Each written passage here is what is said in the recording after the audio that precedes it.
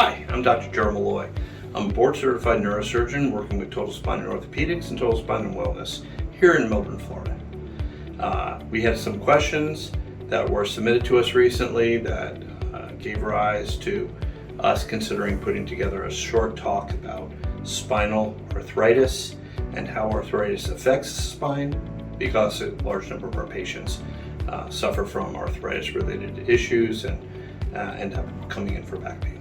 The question is, when does spinal arthritis require treatment? And our approach is that pain that holds us back from living our fullest and best life is really a indication of treatment. I think that we want our patients to go on forth out of our practice and be more participatory with less pain and stronger ability to participate in sports or other activities that they enjoy in their lives. Many patients that would come to see us with arthritis might come to us either with a rheumatologist that's treating them, or having come from a rheumatology background where they have been seen by rheumatology. And the avenues of treatment from a medical standpoint are related to the idea of diminishing activity within the joint that is of nature that breaks the joint down, or overgrowth of the joint itself. But from a pain management standpoint, we often end up injecting to deaden some of the nerves that are carrying signals coming from arthritic joints. And those signals are carried by some small nerves that are exclusively sensory, but travel in a very routine spot that can be initially deadened with a lidocaine type mixture. And if that's productive and positive for somebody's life, we can do follow-up radio frequency ablation or other forms of ablation, laser ablations, etc., where we take that nerve that is carrying those signals and eliminate that nerve. And that's a little bit of an idea of how we end up treating a lot of these pain syndromes, but it doesn't really affect the arthritis as much.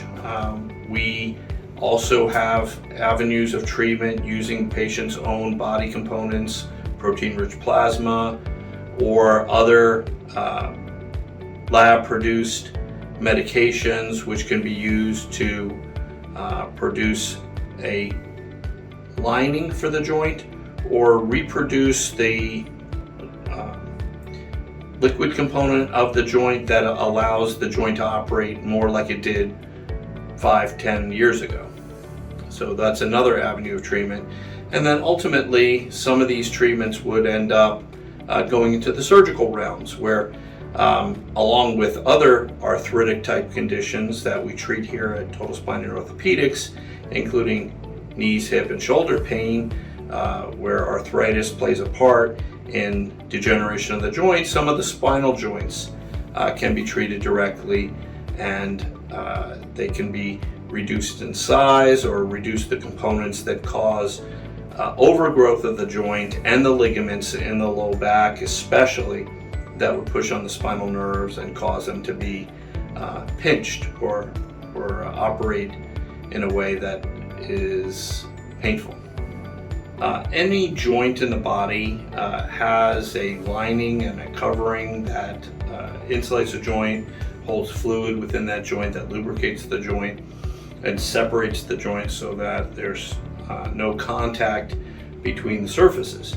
And spinal arthritis, along with many other arthritic conditions, is a breakdown of those linings and a overgrowth of the joint, and subsequently leads to problems with the joint movement and pain during the movement.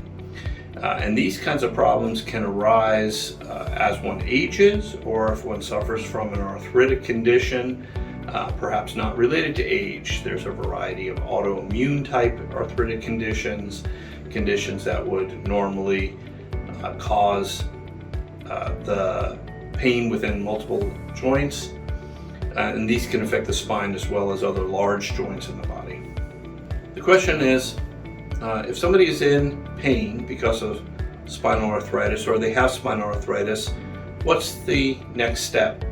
The workup for spinal arthritis is similar to the workup for a lot of low back conditions. It might include an MRI scan, plain x-rays of the spine indicating how the joints are working and whether or not there's instability that's developing because the joints aren't working the right way. CT scans show us a lot about the overgrowth of the joint and the joint proliferation of bony spurs within the joint, which can often be seen with arthritis. And some of those bony spurs might also push on some of the spinal nerves and have to be smoothed out in order to stop the process of pinching or spiking into the nerve. We do that workup here at Total Spine and Orthopedics, and you'd be seeing a board certified neurosurgeon or orthopedic surgeon or a pain management specialist, depending on how you present it. And these doctors would help you along the process of working out what the cause of the pain is and how to solve it.